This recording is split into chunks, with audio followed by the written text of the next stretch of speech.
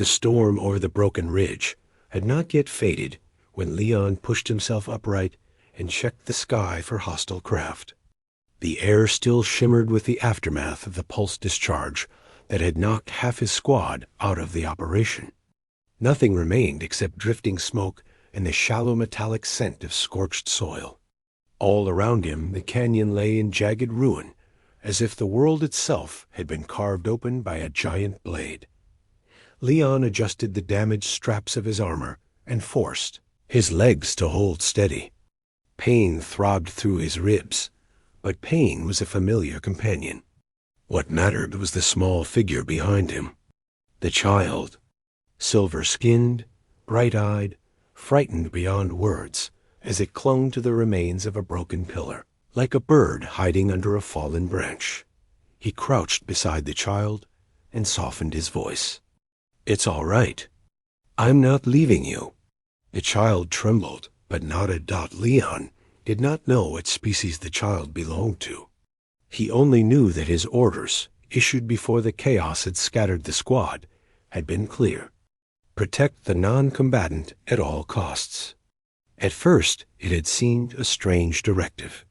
The humans were on a diplomatic mission, not a battlefield tour.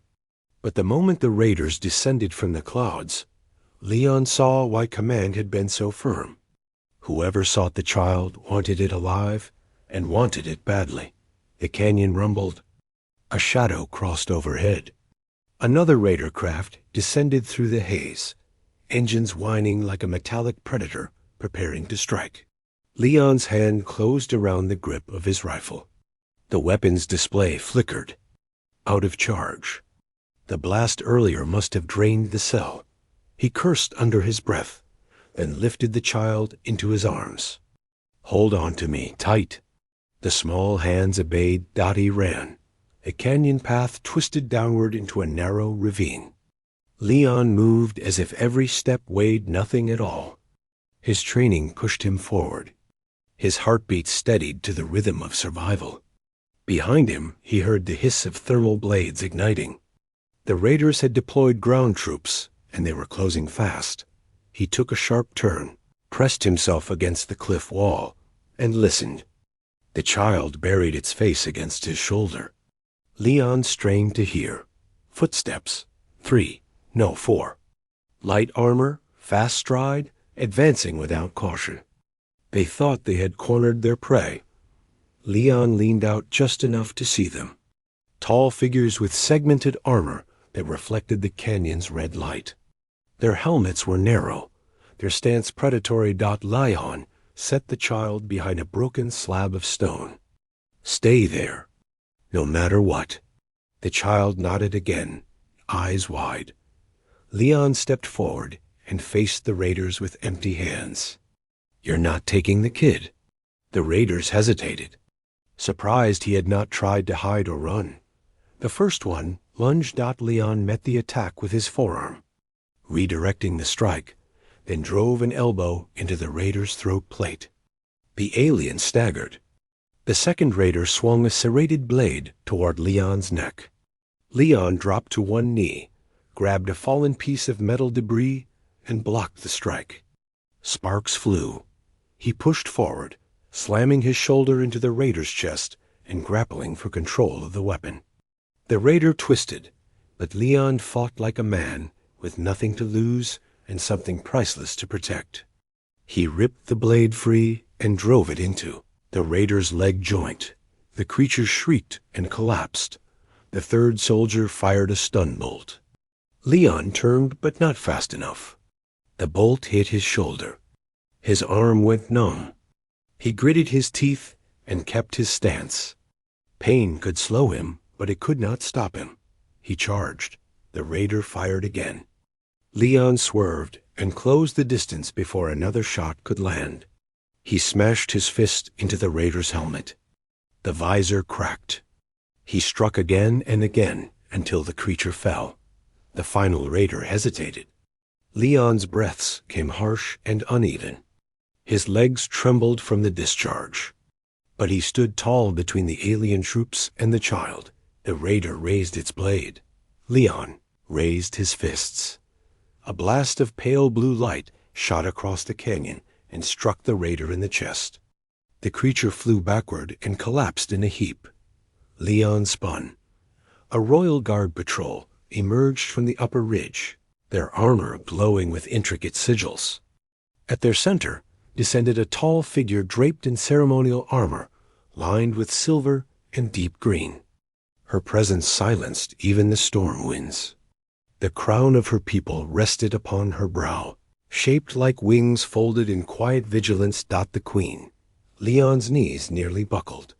He had heard rumors that she traveled with the delegation, but he had never imagined she would appear in the middle of a battlefield. Her eyes moved to him, then to the trembling child behind the stone, then back to him. You shielded the air with your own body. Her voice was calm, but carried power that vibrated the air itself. Leon lowered his head. It was my duty. You fought without a functioning weapon. Yes. You fought alone against a hunting squad. Yes. The queen stepped closer. Her guards parted around her like flowing water. She knelt in front of the child, cupped its face gently, then looked once more at the human who still stood ready to defend. You took every strike meant for the young one. Leon swallowed. I couldn't let them take the child, and you did not. The queen rose to her full height. Hear me, human protector. By the law of my people, one who shields the air with life and body earns the highest bond of honor. Leon stiffened. I only did what any soldier would have done. Yet no other soldier was here. No other stood when the enemy closed in. You alone gave your strength so the air might live. The guards bowed their heads at her words. Leon didn't know what to say. His heart pounded harder than during the fight. The queen approached him slowly, studying him with eyes both ancient and curious. What is your name? Leon.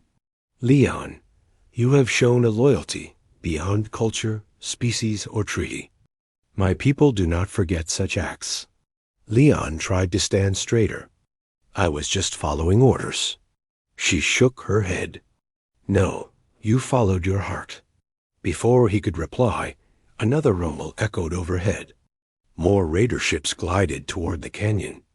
Columns of dust rose from their landing thrusters. The queen turned to her guards and gave swift commands. Form a barrier. Shield the air. Shield the human. None may reach them. The guards spread out, forming a crescent of glowing shields. Leon stepped beside them, regaining a steady grip on the stolen blade. Leon. He turned. The queen's expression shifted from regal authority to something far quieter. You have done enough.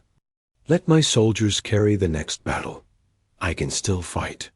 I see that, and I accept it.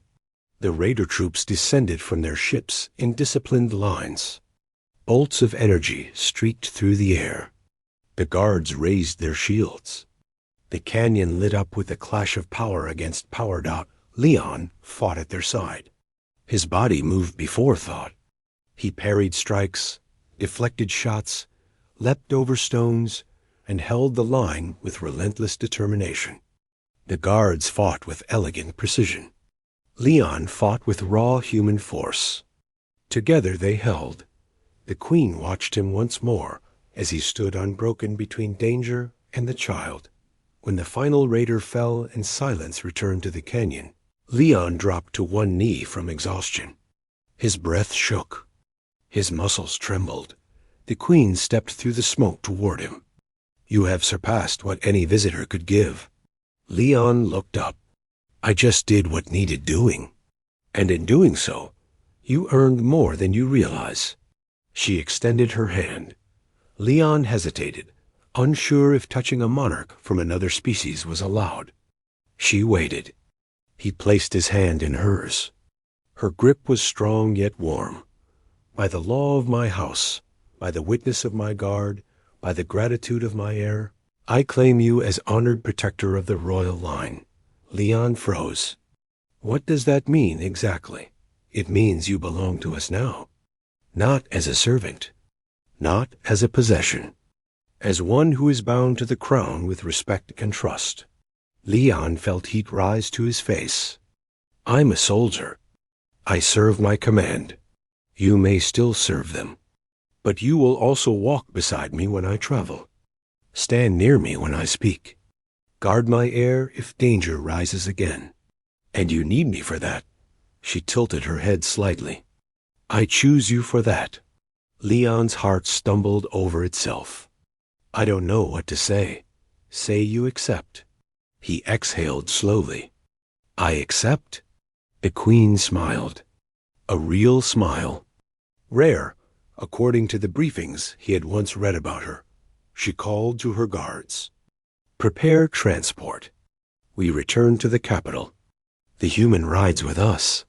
The child ran to Leon and held his leg with grateful relief. Leon ruffled its hair gently. The Queen watched the gesture with a soft expression. He did not understand Dot as the transport descended. She spoke quietly to him. There is honor, Leon, and there is connection. You offered both today. My people value strength, but we value heart even more. He nodded awkwardly. I was just trying to keep the kids safe, and you succeeded where others would have failed. When they boarded the royal transport, Leon felt as though he were stepping into another life. The ship's interior glowed with soft green light. The seats formed a semicircle around a central platform, adorned with ceremonial symbols. The Queen sat near him, closer than he expected. The child sat on his other side, leaning against his arm. Dot, as the ship ascended, the Queen spoke again. When word spreads of what you did, many will question why a human fought so fearlessly for an alien child. They will say it is unusual. Leon shrugged. Maybe, but a kid is a kid. That is exactly why I chose you. You see beyond borders and treaties. Leon stared out the window at the canyon shrinking below. What happens now? You will come to the palace. You will receive the mark of honor. You will stand by my side during